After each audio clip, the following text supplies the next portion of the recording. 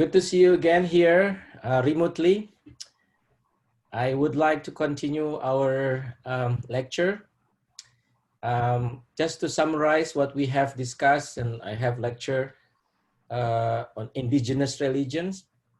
Before we move on to talk about Hinduism in Southeast Asia.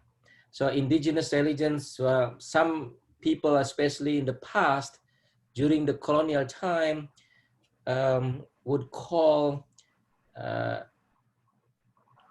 beliefs in spirits, in the existence of spirits around the world, in the natural phenomena. Some of them would call these beliefs animism, like E.B. Tyler, right? But some scholars find the term animism problematic term. So they instead propose indigenous religions. In other words, it's so diverse, so complex, you cannot really say that people only believe in spirits. There's more than just the spiritual life or how they worship. So that's to summarize what we discussed earlier. So when we talk about Hinduism, right? Hinduism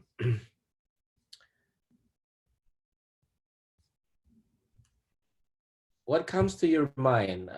Think about maybe India as the origin of Hinduism or Hindu traditions.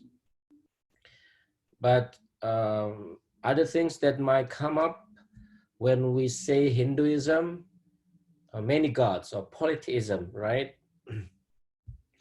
That people believe in gods and goddesses. But let's talk about Hinduism a little bit before we talk about Hinduism as interpreted and localized in Southeast Asia.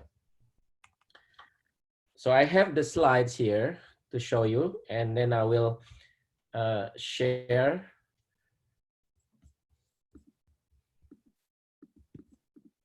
Just wait for a moment. Okay. And what is the share here?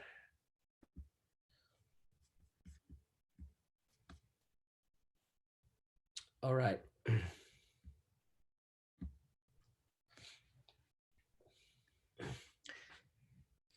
The name itself might have started during the British colonial time in India, or probably also before the British came, where you had Muslim emperors, Muslim kings conquering India. So they name all these religious traditions in the Indus Valley and this very large region, Hinduism, the religion of the Sind. That's an Arabic term, that's Sind or Hind. So it becomes Hindu. So it's from a place, then becomes a name for one religion for all. So that's a name given by an outside, right? There's from outside, rather than themselves would give the names as Hindus or Hinduism. So that's very important history. So it's given by the outsider, British and maybe Muslim kings when they conquered part what was later on called India. Second, when we talk about Hinduism, I already mentioned polytheism, right? Believes in many gods, Brahma, Vishnu, Shiva, Sarasvati, Devi, and so on and so forth. But this is a very important point. Many Hindus or many peoples in India actually consider themselves monotheist. They worship or they believe in one God, or supreme God, or just one God, and worship that one God only. Let's say among the Saivites, or Vaisnavites. So Shaivites are those who worship Shiva only, or the others would say we are monotheists because we only worship Vishnu, for example. Other gods are available there, but they don't worship the other gods, so they only worship one god. So in other words, even though it is polytheism generally speaking, but many Hindus are monotheists or believe in just one god. That's about belief. Then you have ritual, right? Ritual, the offerings like in indigenous religions we talked about before, and prayer, puja, for example, is a prayer that they would do in their local time and local places, in their homes, in the local temples, in home temples. And also they have festivals, the religious festivals. We'll talk a little bit about that later. They also have some epic stories, right? Epic stories like Mahabharata and Ramayana, the battles between cousins, the story of Rama, the Prince Rama trying to find his wife Sita, and Bhagavad-Gita, of course, used to be part of the Mahabharata. Then it was become independent. It becomes independent story about the song of the Lord. I'll talk more about that. Epic story is also part of being a Hindu in India as well as in Southeast Asia. Another aspect of Hinduism that I just want to summarize here is vegetarianism. Vegetarianism, you only consume vegetables, and that's another cultural tradition that many Hindus would preserve. Of course, you have also other Hindus who don't necessarily follow vegetarian diet, but in general, we can say vegetarianism is quite typical. It's a common in India as well as in Southeast Asia. Then they do a cremation after death, and the belief in reincarnation.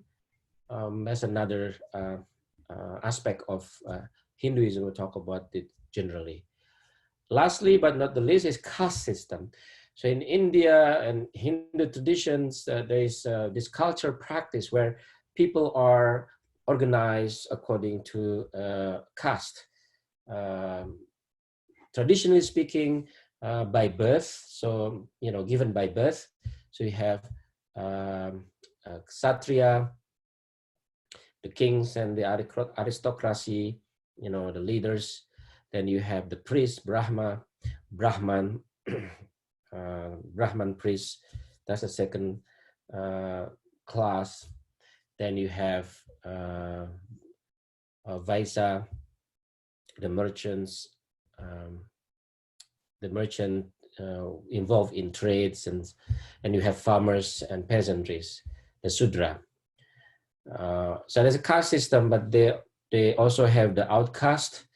They don't belong to the four system, but that's part of this whole caste system. When we talk about caste system, be careful because it's not as rigid as we think about. Like very rigid, because you do have reform and against very rigid caste system. So you don't have mobility, social mobility up and down, but in reality it's more complex, okay, more dynamic. So you do have some reformers try to change this caste system based on birth. So anyway, this is just to give you an overview of what we call Hinduism in general, but of course there is some variation and complexity when we go again later on. To give you a sense of history and geography, so it used to be what some scholars suggest Indus Valley civilization. So it's one of the ancient classic civilization in the world where you have Harappa and Mohenjo-daro. There's two places where, some suggest the birth of Hindu tradition. In part of Pakistan today, because Pakistan become independent of India later on, and this part of the world was a part of Pakistan and the border with India. Some aspects of Indus Valley civilizations around 3000, 1500 BCE, it's a very ancient, so it's before Common Era, where you also have this agricultural practice. So they might be agricultural practices, they develop water system, and they also had language as people. So Dravidian language, and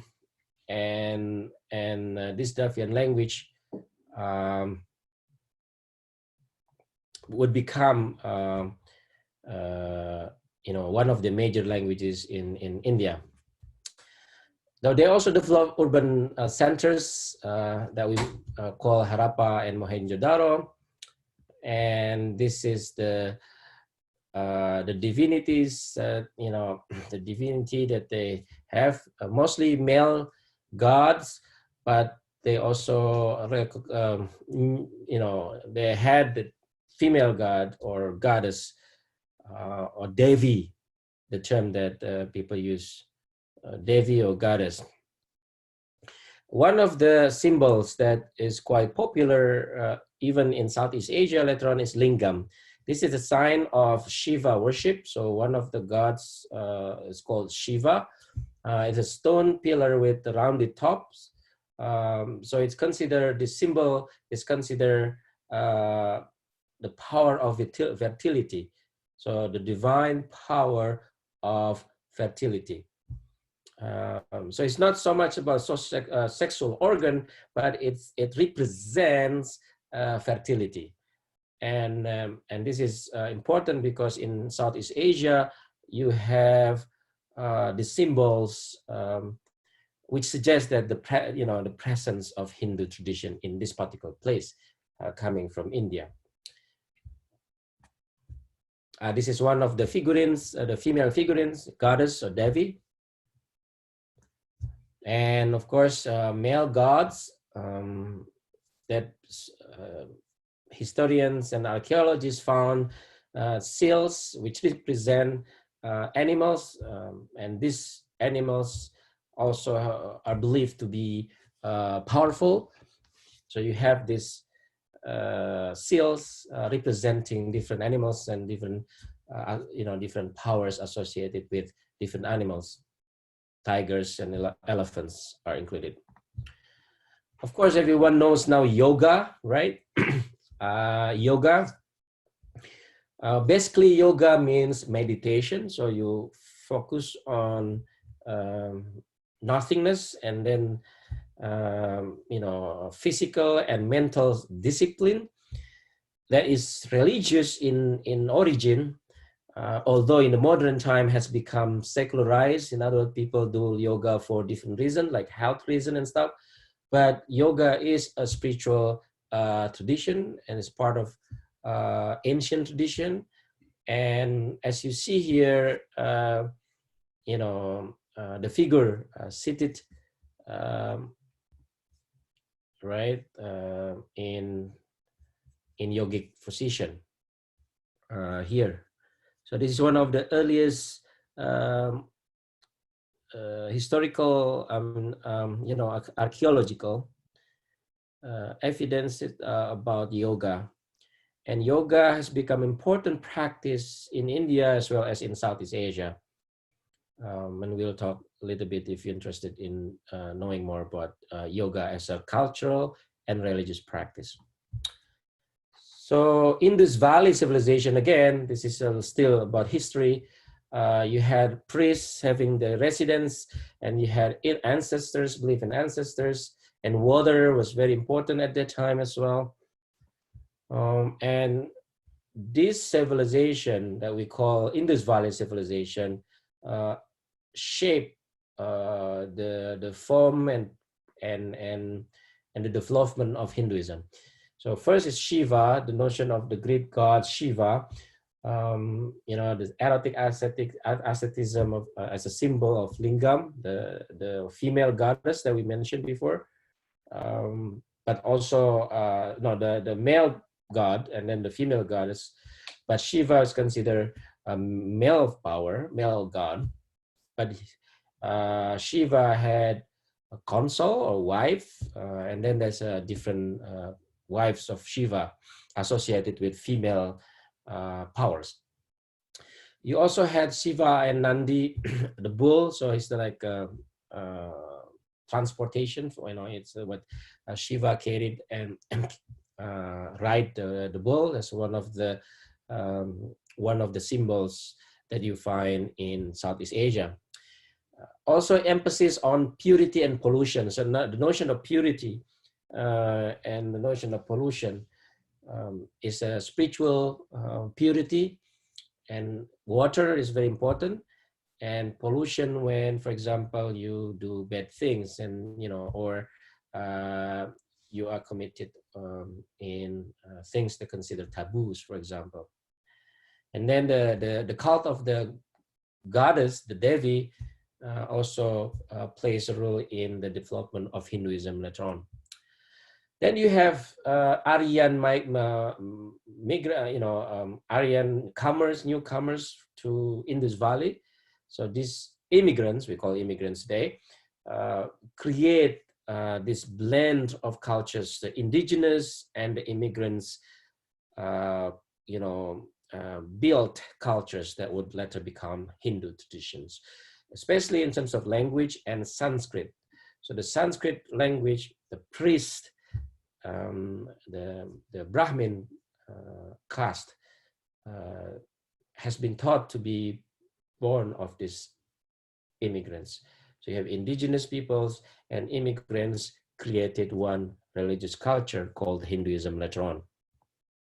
So these particular immigrants called Aryan had particular beliefs that later on also shaped Hinduism.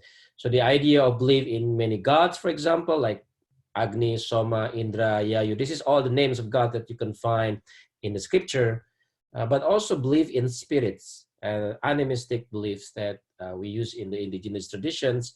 Hindu tradition also included or accommodated the belief in spirits. Again, gods were male mostly, but there are also some female deities, and then ritual and social hierarchy because of the caste system, right? So the caste system makes it a socially hierarchical. You have a religious and also class, bonded together. Another aspect of Aryan beliefs that shaped Hinduism later on is the dominant role of the Brahman or Brahmin who perform rituals for the kings. So Brahmins, the priests. So the priest becomes authority, religious authority, besides the kings. So these aspects of the Aryan, the immigrants, shape Hindu traditions all the way to the present day. All right, so that's a history, right? That's a history of Hinduism, generally speaking, right? Indus Valley civilization in part of India or current Pakistan. You have the indigenous peoples, had farmers, water. You have the immigrants coming, bringing their tradition and beliefs and caste system and priests, caste in particular. Then you have the scriptures. The Veda, the scripture meaning knowledge of Hindu tradition, probably was composed during this, 1,000 years. This interaction of the indigenous and the immigrants create this scripture called the Veda. Even though the Aryans knew no writing system, they might have borrowed from the other cultures, but these immigrants probably composed poems in the form of poems that would become the 4 collections of the Veda: Rig Veda, Samaveda, Yajur Veda, and Atharva Veda. There are 4 Vedas, 4 collections.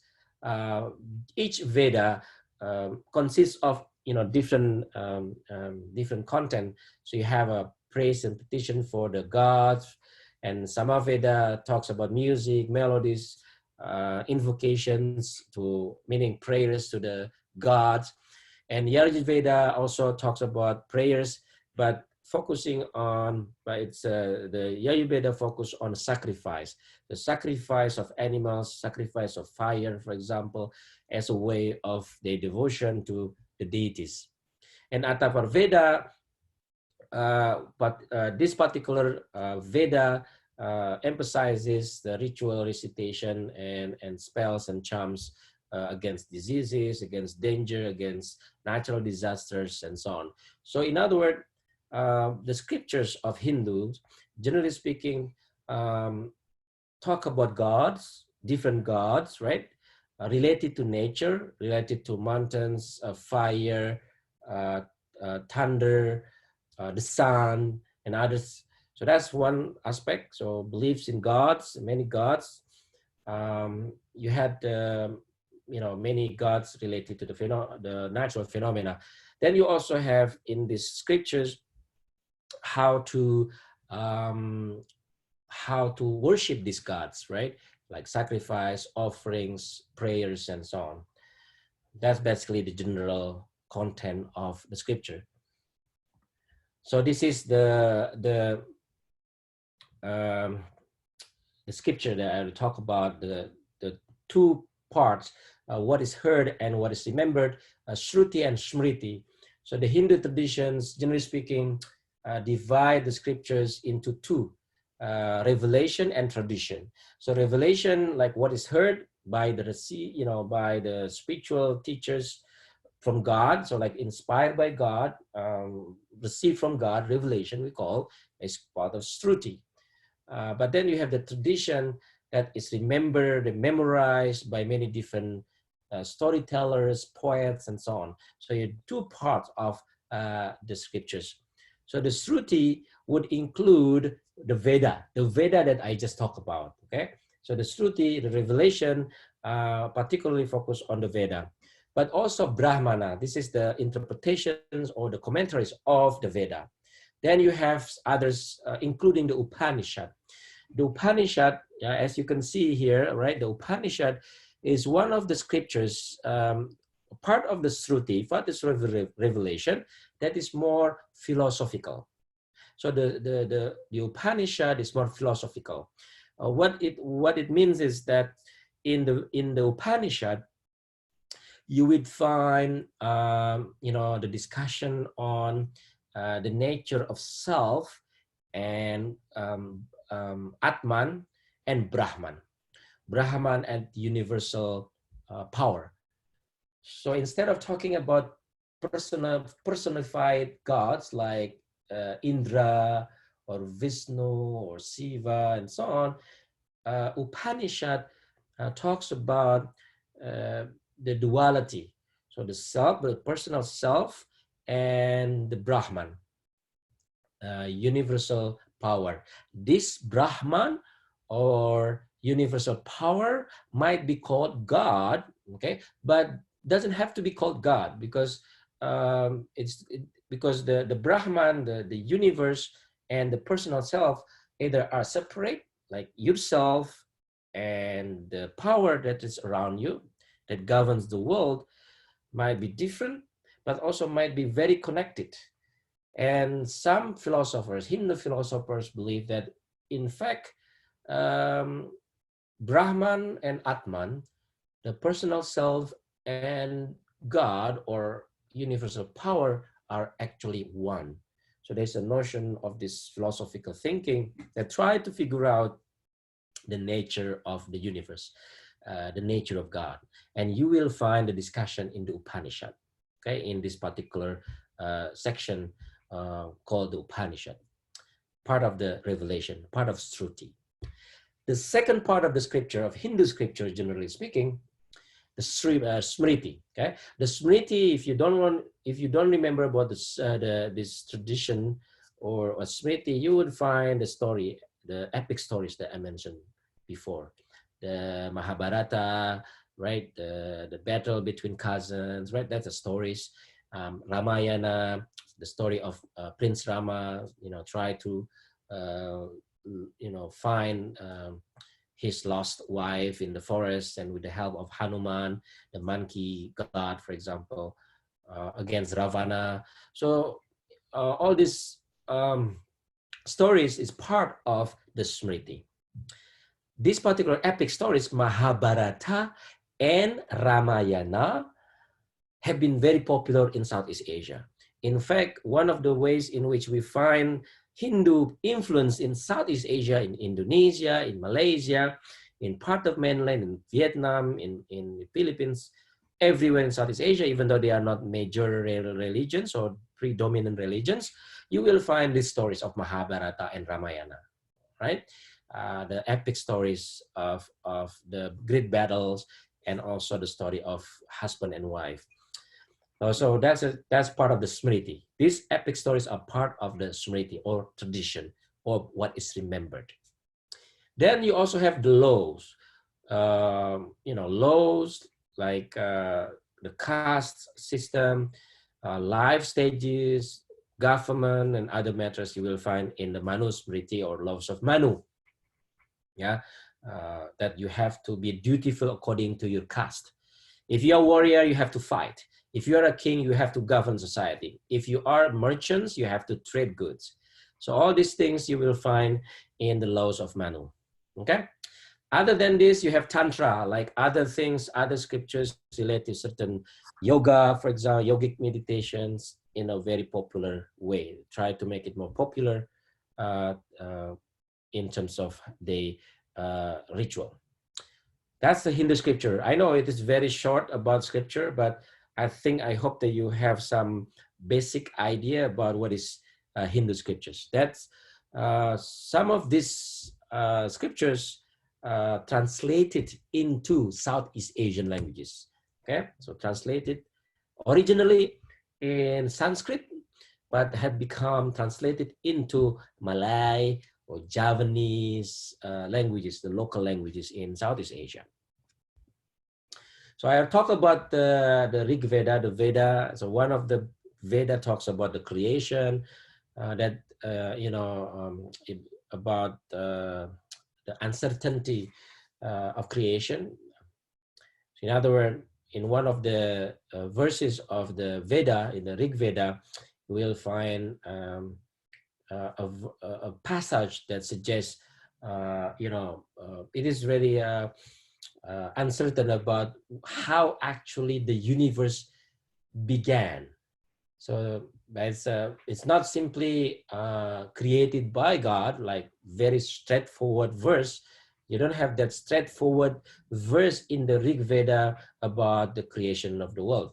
So some scholars suggest the creation is quite uncertain, how the universe exists, and so on and so forth. Because gods are not necessarily associated with the creation. They have different powers, but not so much about creating the universe. Death also, you have that in the Rig Veda, and of course the sacrifice I already mentioned, and all the gods that I have here in the list: Agni, Soma, Indra, Varuna, Sudra, Rudra, and Vishnu. Vishnu is one of the gods that would become important later on, but in Rig Veda was not that important. So which is quite interesting. In the one of the scriptures, one particular god was not that dominant, and then later on in the Bhagavad-Gita, the song of the Lord, Bhagavad-Gita, Vishnu, who would become incarnate, you will find Vishnu dominant or important God. So in one scripture is not very important, and another scripture is very important. All right, let's move to caste system, because caste system of varna, colors, are very important in Hindu tradition, although it has become reformed and challenged by many people and so on. But again, this is just to give you a sense. This is in the laws of Manu, the one of the scriptures that I mentioned earlier. So the priests, the warriors, traders, and ordinary people, beggars, one of them, and then the outcast. Yeah. So this class we call social class, but many Hindus believe it is by birth. Some believe it is not by birth. They want to reform this and so on. But the laws of Manu talk about these duties. So the class, in this case, is the caste or varna is very strict, but at the same time fluid and dynamic as we go into the modern time. Another aspect of Hinduism is this belief in rebirth. Yeah, rebirth, chain of birth and rebirth. So basically, human beings are born and born and born and born again. To many lives of different fortunes, and by shaped by the accumulated deeds or karma. So karma mean action, cause and effect. So for example, if you do something good today, you might be reborn in a better form of life later on in the next life. If you do bad today, this life, in this life cycle, you might be born less, maybe as a frog or as another form. That's why karma is very important, so that you can accumulate, meaning you do good deeds or do ritual, so that in the next life that you will be born better and better. But this cycle of birth and rebirth is called samsara. In other words, you suffer because you still are born. So to live is to suffer. And in other words, not the sense of suffer negative term, okay? When we talk about suffering, this is in a Buddhist tradition later on. But in general, it's struggle. Maybe the better term is to struggle in life and to work your best so that you become liberated from rebirth. In other words, you would become extinct. So that's the main goal, moksha, liberation, to be liberated from being born again. So the goal of life, not so much about salvation or not so much about living in a paradise, heaven, that some other religious traditions talk about. Although there are some tradition among Hindus, and especially later on in Buddhist tradition, who talks about a paradise kind of situation or nirvana. Yeah, but in Hindu, generally speaking, this is just generally speaking, it's about being liberated. It's about being no more born. So that's the goal. So samsara, karma, and moksha. Okay, life is about being, being in a karmic situation, and you accumulate karma, good karma, bad karma. Hopefully that you have accumulated more good karmas, so then when you are reborn, you would live in a better form, and at some point you would be no longer born, and that's what called moksha. Again, this is very general, very basic. There are some variation and discussion about what it really means of this, but this basic teaching, I think it's very important for us to understand, even when we talk about Hinduism in Southeast Asia. Another aspect of Hindu tradition or practice is the stages of life. So as a Hindu, you would become a learner, right? In the early stage, you are a learner of the scriptures, a student stage. Then you would get married, yeah, unless if you're priest or Brahmin, okay? If you're Brahmin, then you would tend to be, celibate. In other words, you don't get married, then you become forest dweller and renounce of the world, the sannyasi, like the ultimate priest. But if you wanted to, to be married, then you will be in the stage of the household where you get married and have children, family basically. And then if you decide, then you become an ordinary Hindus, but you want to become a priest, then you would go to a remote area, or you would do it in a temple, or in Hindu school system, like um, it's not like a monastery, but it's so much, it's usually they would do in a different places, forest dweller. So they dwell in the forest, they fast, and they learn the Veda, the scriptures. Um, they might go back to the ordinary life in the sense that they would preach and tell the stories and recite the Veda among the Hindu ordinary peoples. But if they decided to become ultimate priests, then they would do the renouncing of the world. So basically, they get rid of everything, um, worldly things, and they become a sannyasi, become a renouncer of the world. So the student stage, household stage, forest dweller stage, and then the renouncer of the world. This is the stages of life that some or many Hindus would do if they want to become a priest. But generally speaking, many Hindus would go until the household stage, and then they don't go to become the priest. Let's talk a little bit about the gods again, because this is very common among people to understand Hinduism as a trinity, like a trinity kind of gods, like Trimurti, like three gods: the creator god, destroyer god, and preserver god.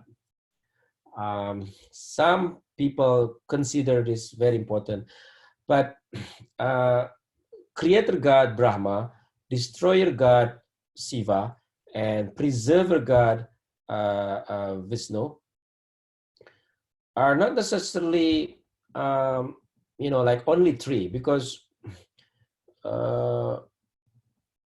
you have other gods or goddesses beyond these three. You have the wives, the consorts, the helpers of Brahma, Shiva, and Vishnu, like Saraswati, the Devi, the goddess, for example, the goddess of music, the goddess of art, the goddess of, and you have Ganesha, for example, Ganesha, the elephant-headed god, the god of obstacle, meaning that this particular god, Ganesha, the elephant-headed god, if you have this and you worship this Ganesha, for example, if you want to do business or you want to open a new company, or you want to succeed or pass the exam, so this god, Ganesha, would help you, for example, to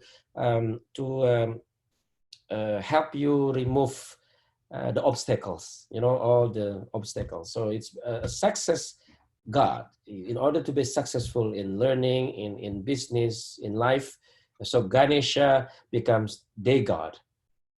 So that's another god that you don't have in the Trimurti, right?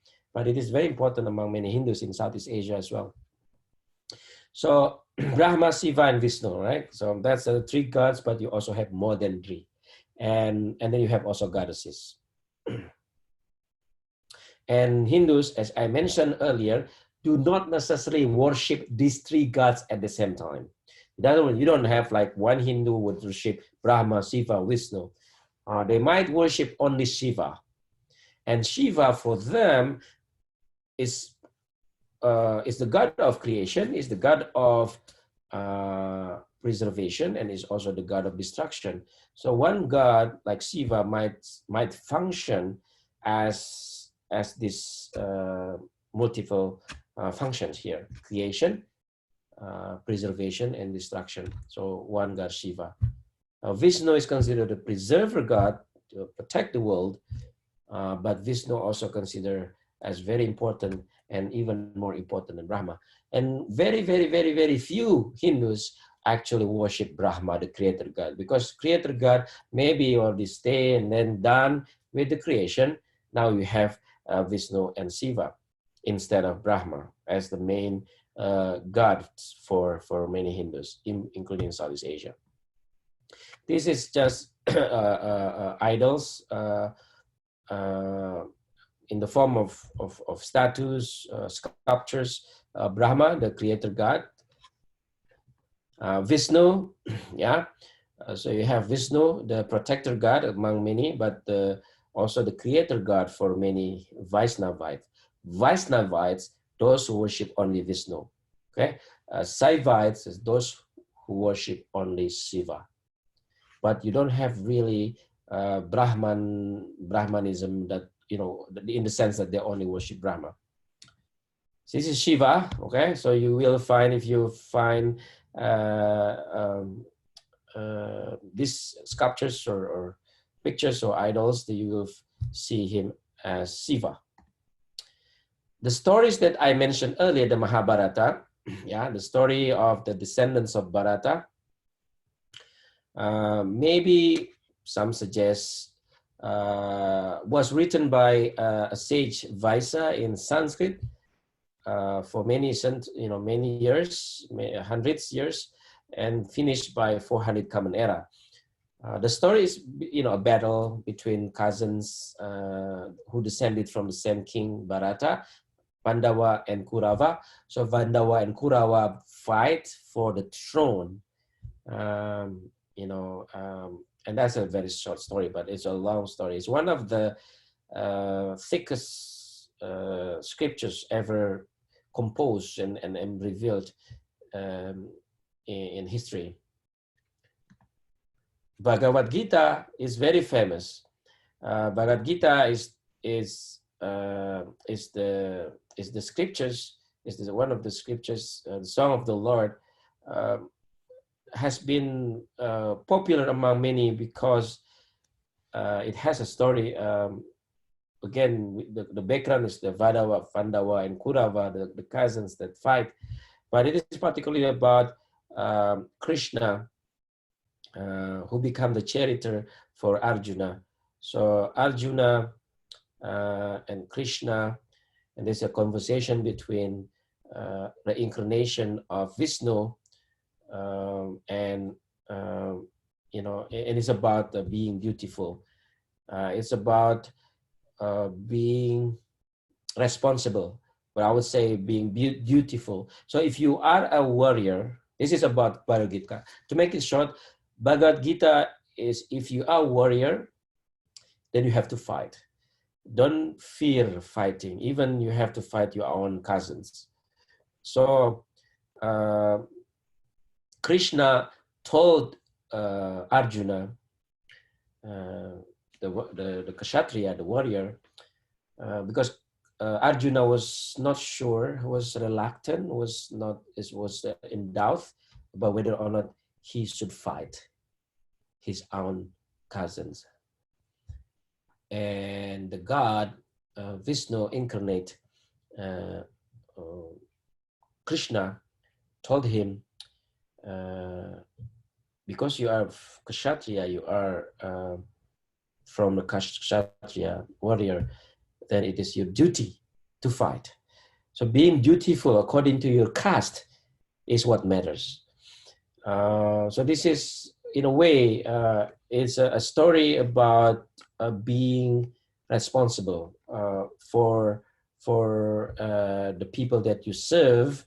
If you're a Kshatriya, if you're a warrior, that you have to protect your people, and then you have to fight the enemy at this time during the wars.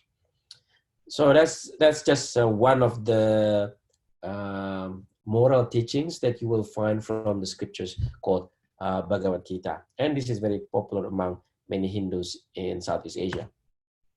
Another popular scripture or epic story is Ramayana. Rama and Sita. Rama is the prince, and then Sita is the wife. And this is a love story and family story, husband-wife story, about loyalty to husband, loyalty to wife. So many people in Southeast Asia like this story because, you know, because this story has some lessons for them as a family. It's about loyalty to family. So to make it short, of course, there's a you know, drama there, here and there, but that's the main thing. It's a husband-wife relations, and also friends and so on. So Hinduism from India would disperse to many places around the world, right? You see here from India to Africa, to America, to Europe, and also to Southeast Asia, right? You see to Burma, to Thailand, Cambodia, Malaysia, to Indonesia here, and of course to Australia. You see here Southeast Asia, okay?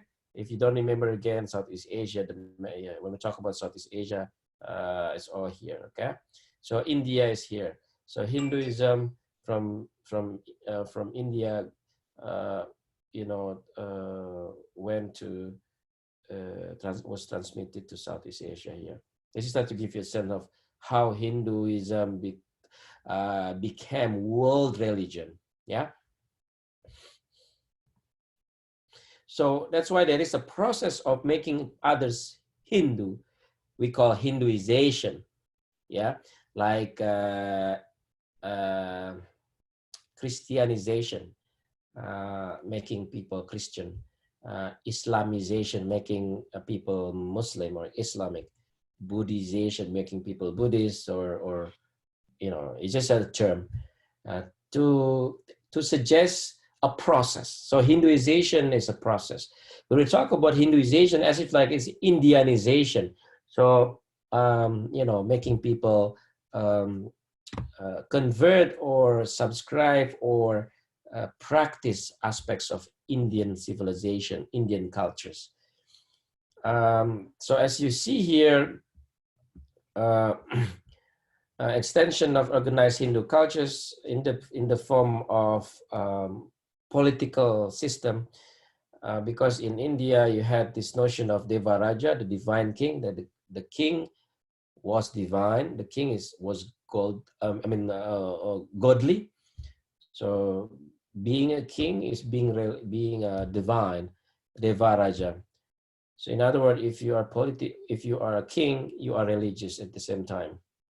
Then you have the Hindu religion and ritual, the cult of Linga. Remember Linga, the phallus, the male sexual organ that symbolizes fertility. Remember, so in the time that we talk about, in the classical time, this cult, this worship of Linga, was transferred to Southeast Asia, and that's how Hinduism become also embedded in Southeast Asian cultures from 1st century to many centuries later on.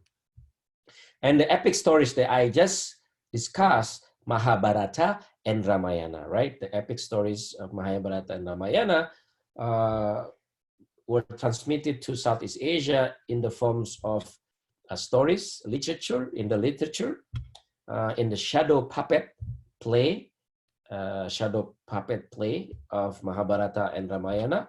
Also dance, so you have dancers in Southeast Asia enacting the stories of Mahabharata and Ramayana. Then you have the Hindu laws, the canonization of Hindu law, and of course the Sanskrit language. So one of the influences of Hindu Indian civilization in Southeast Asia is language. Sanskrit language has become one of the languages that part of the Southeast Asian or local languages. So many Indonesian, Filipinos, Malaysians, Thais, Laos, Cambodians, Southeast Asian peoples, they borrowed many Sanskrit languages. This is one of the influences of Hindu Indian traditions in Southeast Asia, Sanskrit. Like agama, remember I mentioned earlier in the previous lecture, agama, A-G-A-M-A, agama, okay, say it again, agama. That's a Sanskrit term. It means religion. Before it was scripture, literature, religion. That's the term agama, coming from Sanskrit, from India. Okay. As an example. All right. So the Hinduization occurred in history for long, is gradually, so in terms of literature, spirituality, language, intermarriage, like Indian peoples coming to Southeast Asia and married local women, and then they created the families and societies, for example. But also many people in Southeast Asia travel to India. Okay, this is not Indonesia, India. So they travel to India and then go back to Southeast Asia. So they bring Indian cultures with them. Hindu kingdoms in Southeast Asia from the 1st to 15th centuries, Champa, Cambodia, Laos, Kutai, Srivijaya, Kediri, Singosari, Majapahit. I know it's a foreign term for many of you, but at least you know this, these are the kingdoms influenced by Indian Hindu civilizations from the 1st to the 15th century. Yeah. So particularly in mainland and island Southeast Asia, in part of Southeast Asia. It's very, very popular in history. Many people in Southeast Asia would learn about Hindu kingdoms in their schools. Hinduization coming from India, but localization is the process of observing, adopting, and appropriating, adapting foreign languages and cultures and traditions and religions into their local mindset. So localization, making things local, so localization, to make it short, is the process of making something foreign local, localization. In other words, localization of Hinduism in Southeast Asia, making Indian Hinduism Balinese Hinduism, making Indian Hinduism Javanese Hinduism. So something global becomes local. Names, languages that are from India would become local. That's localization. Local terms of Hindu deities. For example, Devi, you know, the name of the goddess. In Indonesia, you have Dewi, yeah, just an example. And you also have other names. Caste system, the priest, the warrior, the king, the merchants, the ordinary people, the beggars, the outcasts would become modified in Southeast Asia. Why? Because the priest now would marry local women, right? So now you have social mobility a little bit when they marry local women, and we marry local women of different strata, then the caste system becomes destroyed in a way, you know, because now you have the mixing of two castes, or maybe of different caste. Local names, so you have local names, that's another local localization. All right, I know I talk already 1 hour now. Until now, I have discussed Hinduization and localization. Let me see if there is some question that you might have. All right.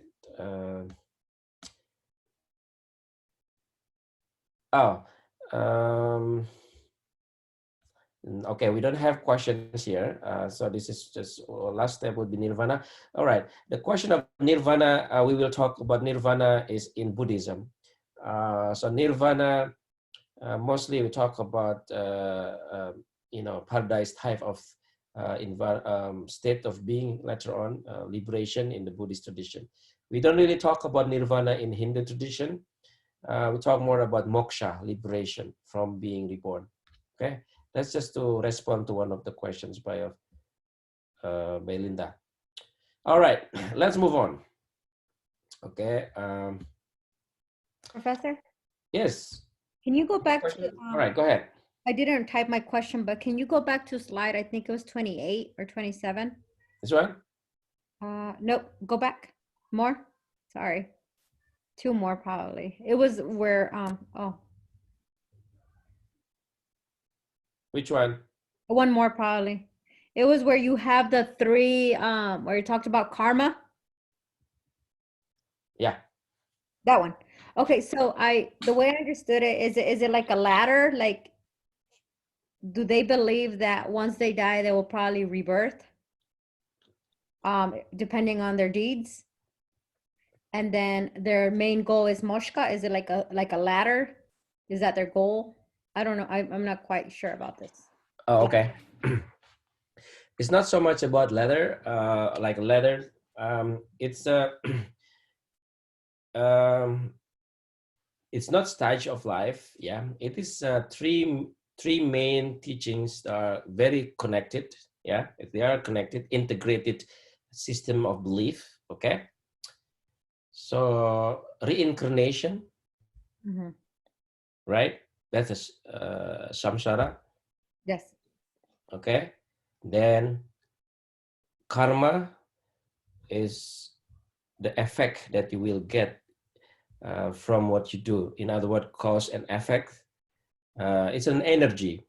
So energy that comes out of your deeds, good or bad. Okay, this energy, this karma, would always, exist.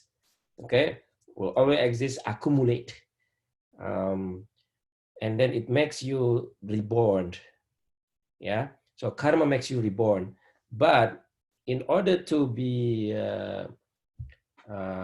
liberated or moksha, you have to accumulate good karma, more and more good karma, more and more good karma in this life, so that next life you will be, reborn in a better, or at least not worse, in the understanding, and I believe, state of being. So it's not like a ladder. It's basically a teaching that is integrated. So reincarnation, karma, energy, cause and effect, and then the goal itself, which So is it's a liberation. so Just it's a process. one, yeah, Sorry. one bundle of teachings that most people, in Hindu traditions would believe. But they understand this quite differently. There are some are more philosophical, some are more, theological, some are more like practical. It really depends on the Hindu themselves. It's very, very diverse. But this is just the basic religious system that Hindus would endorse.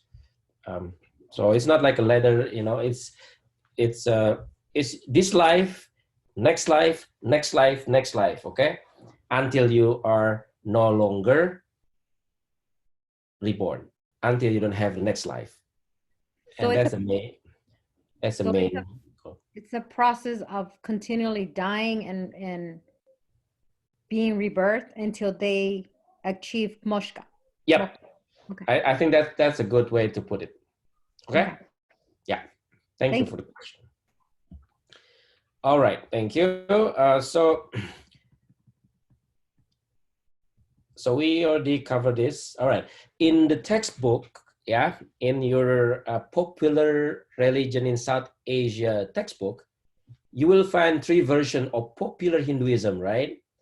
I would give you some summaries of this.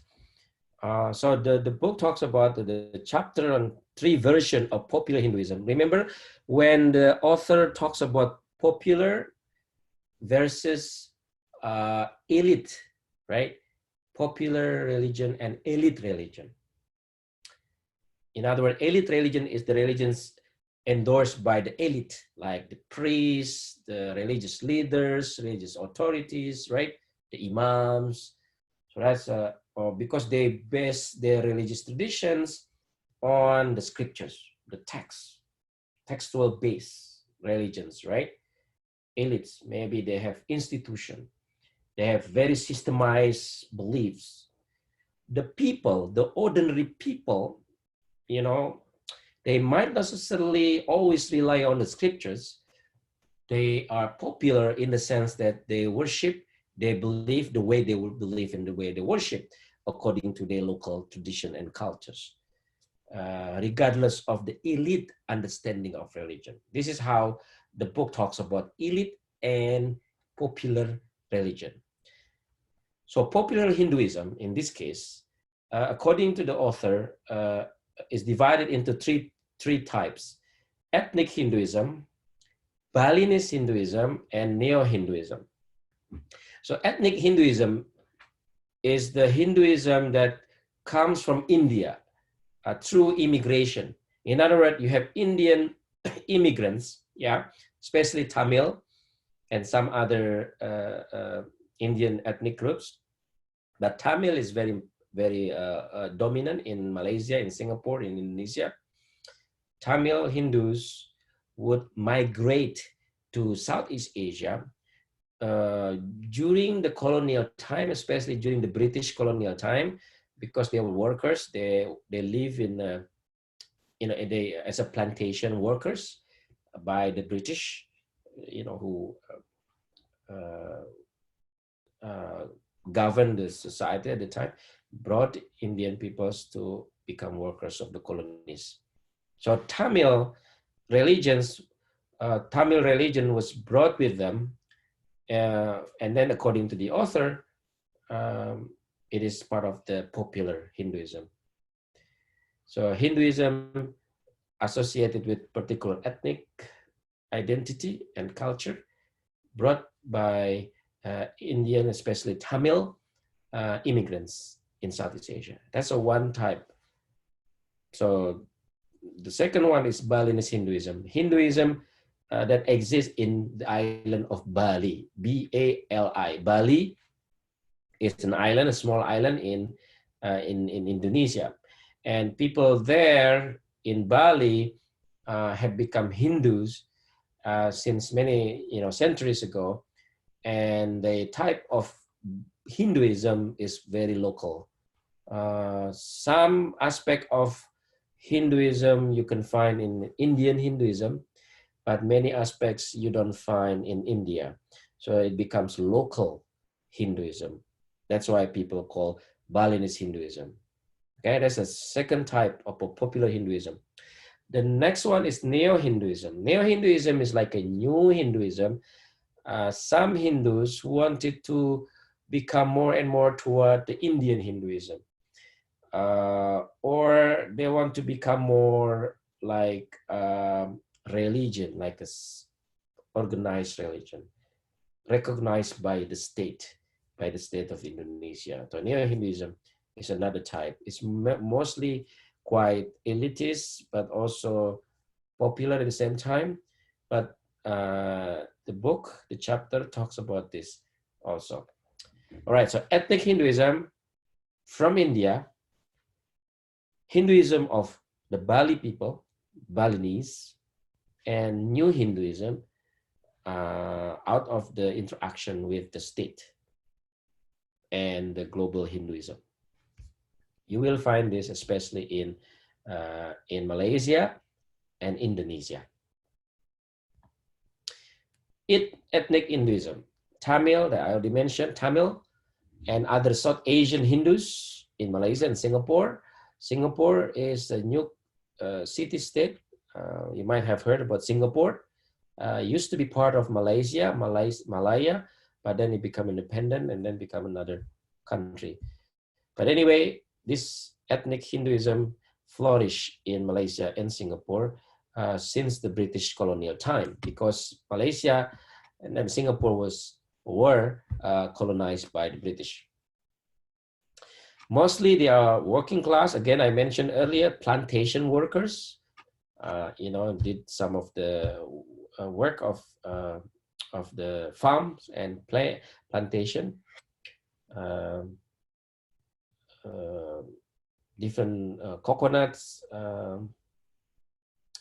different plantations, different plants. One of them is coconuts, but also timbers and everything else. Gods and goddesses. Names that they have, Murugan, Mariaman, and Munyandi, are some of the gods that you don't really have in, in the Veda that we already discussed in the scriptures, but they have their own local gods and goddesses.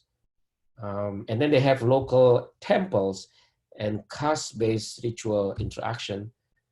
In other words, your interaction is based on your caste, mostly.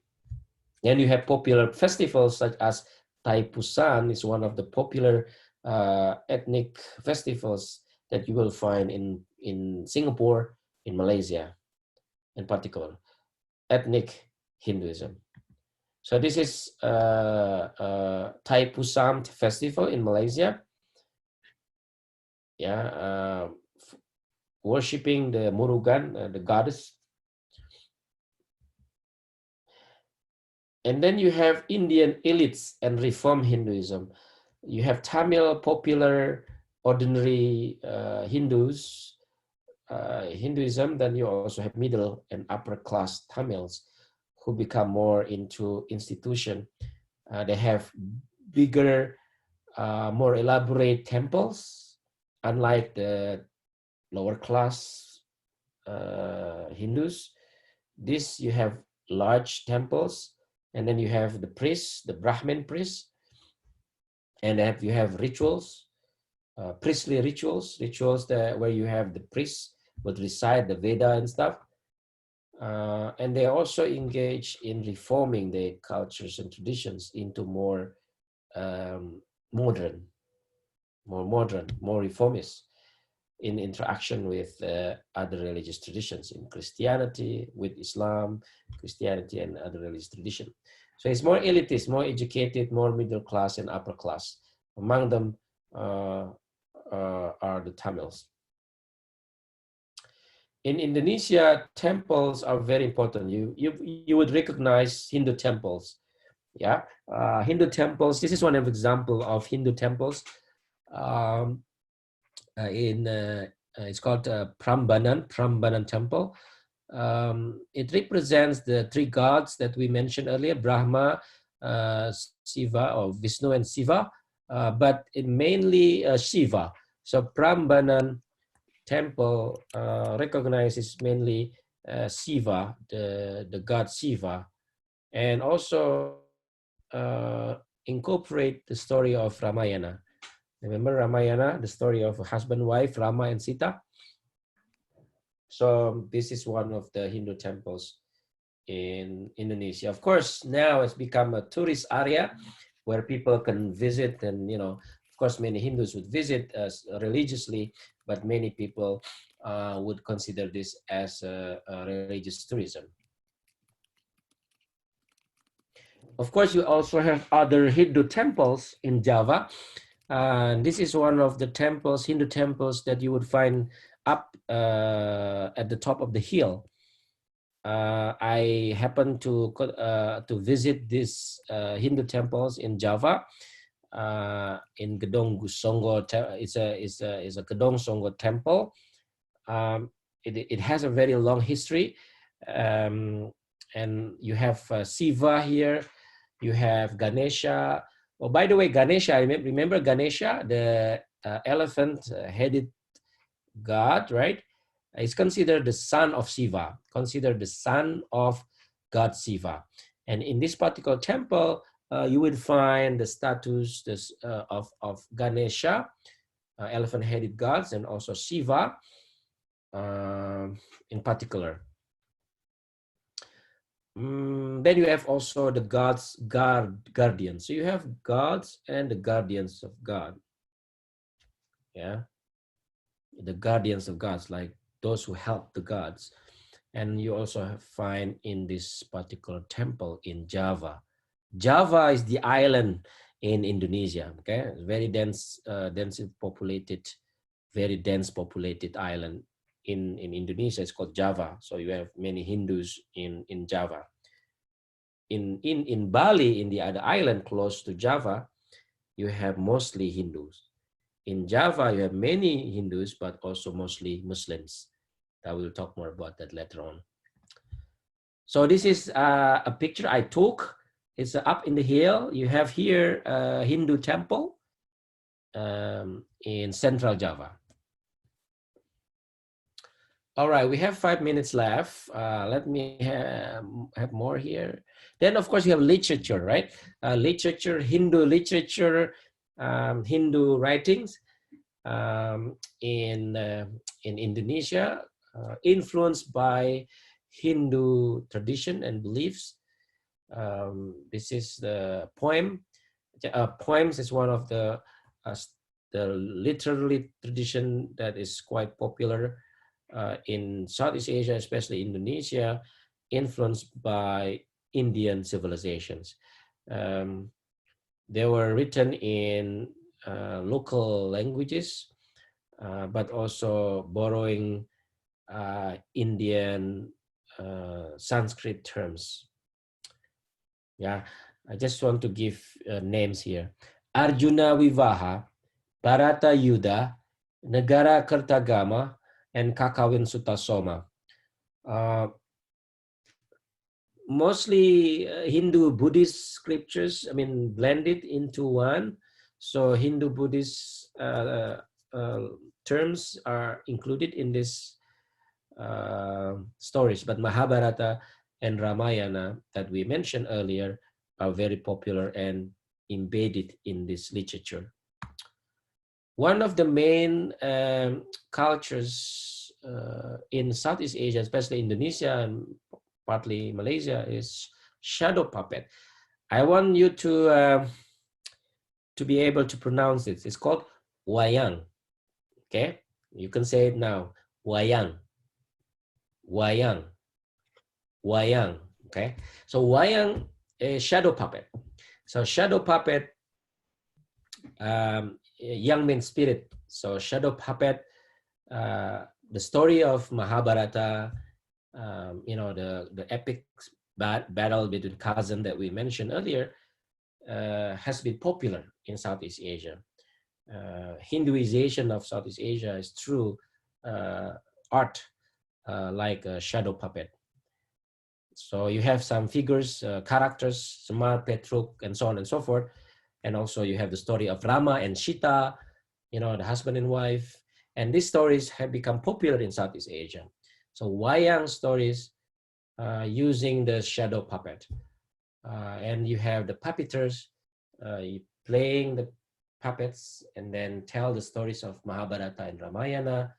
Of course, the stories have been localized, improvised, enriched, edit, remove, and so on and so forth. So you have a process of localization of Hindu stories into Southeast Asia through wayang, through the stories. Some aspect of religious belief is there, but maybe now already change into the context of Southeast Asia. If you are Muslim, for example, using wayang story, you might include or you might insert into the story religious teaching, like Islamic teaching, Islamic values, for example. But you still adopt the wayang tradition from India, especially the stories of Mahabharata, the Ramayana, the scriptures that I already mentioned earlier. Okay, so for now I should stop. So at least we already covered quite a bit. Hinduism, how it originated, where it originated, and the belief system, the scriptures, and all the way the process of making Hindu tradition into Southeast Asia, we call Hinduization, and then localization, making Hindu tradition local in Java, in Bali. I'll talk more about Javanese Hinduism and Balinese Hinduism later on, but I already talked about Tamil or ethnic Hinduism, right? The popular religion in Southeast Asia, popular Hinduism in Southeast Asia. All right. I should stop here unless if I see some question. Let's see. Okay.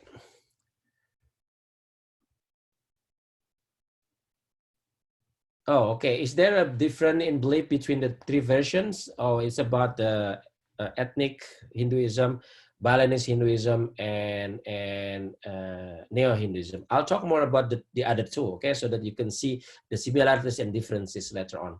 But for now,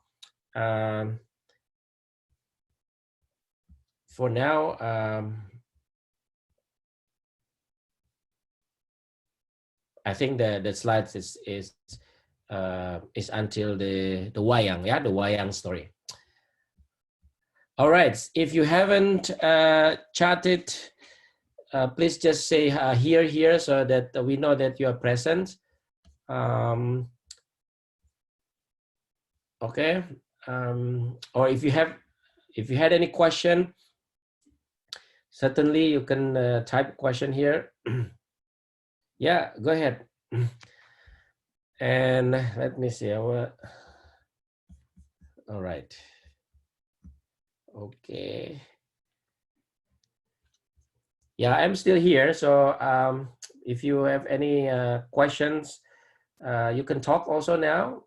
We can still have time. If you have to leave, please leave. End the meeting, that's fine. But if you want to stay, you are welcome to stay a little bit. And I have recorded this, of course. I'm trying to find the okay, the chat is there.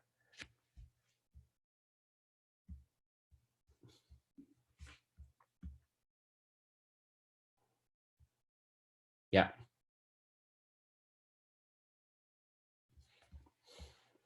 I have a quick question, Dr. Ali. Please go ahead. So for the many different scriptures that there are in Hinduism, are they all in one or two texts, or are they just like several smaller texts? Very good. So you have the two divisions, right? The Shruti and the Smriti. The Smriti and the revelation and tradition. You have a huge volumes of scriptures. So the Veda, one of the revelation is separate.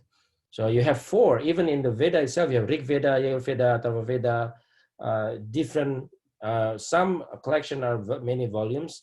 So that's one Veda. And then you have Upanishad, different scripture, right?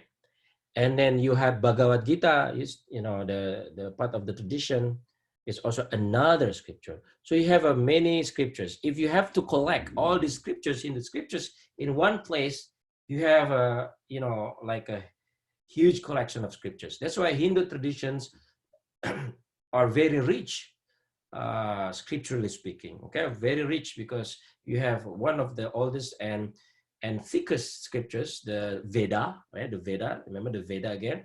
And you have other scriptures, including the philosophical treatise, legal scriptures. The laws of Manu is one of the mention that talk about the caste, right? And you have other scriptures. So all this it's not in one book, yeah. It's not like one, like a Bible or the Quran or something you have here, like one, right? New Testament, Old Testament, you have like this, right? But in Hindu tradition, you have a different separate scriptures. Not all Hindus would have all of them, right? So many Hindus would have Bhagavad-Gita, for example, you know, one of the part of the scriptures, but not others. Because the Veda, the Sanskrit scripture, the Veda, mostly in Sanskrit, although already translated into English, into different languages, in Southeast Asian languages, but only the priests would be able to really understand the Veda, because the language are Sanskrit, the original. You have to be able to read Sanskrit in order to really understand the meanings of the Veda, yeah. While Bhagavad-Gita has been translated into many local languages, so many people, popular Hindus, would be exposed more to Bhagavad-Gita than the Veda. In other words, many Hindus know more about Bhagavad-Gita. Remember the story about Krishna and Arjuna, about being beautiful? That's more popular. Some of you knows Gandhi, Mahatma Gandhi, right? Gandhi is one of the Hindu leaders. Yes. Yeah. So Gandhi would use Bhagavad-Gita.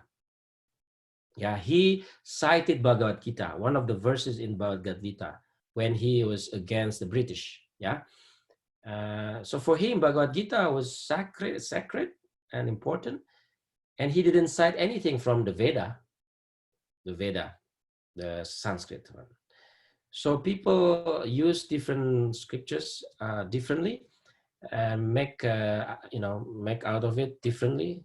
And that's why Hinduism is so large.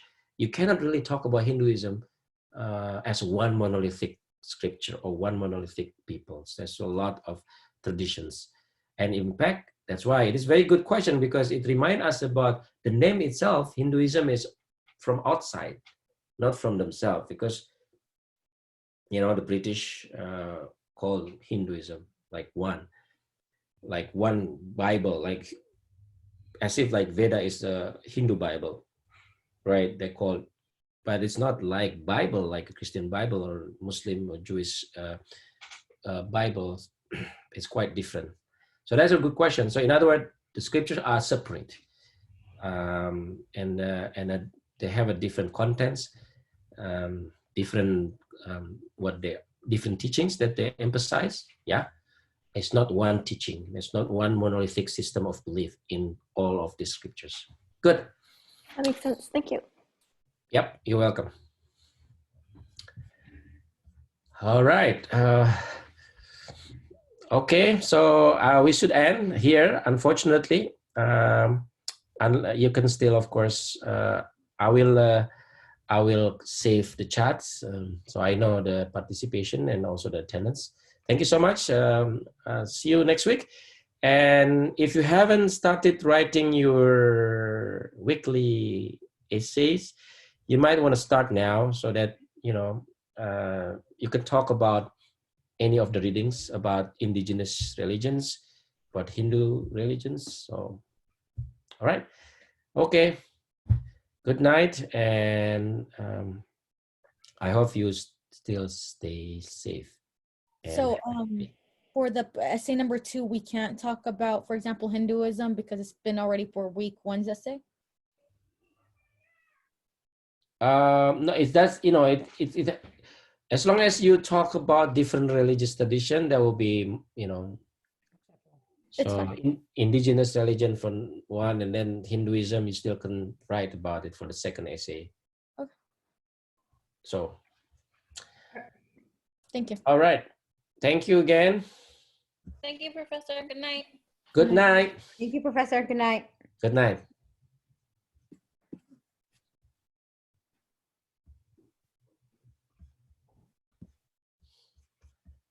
Okay.